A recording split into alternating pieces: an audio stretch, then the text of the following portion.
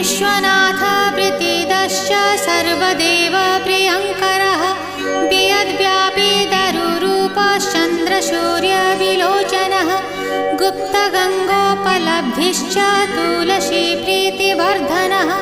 Jagadish Srinivas Shripati श्रीगदाग्रजः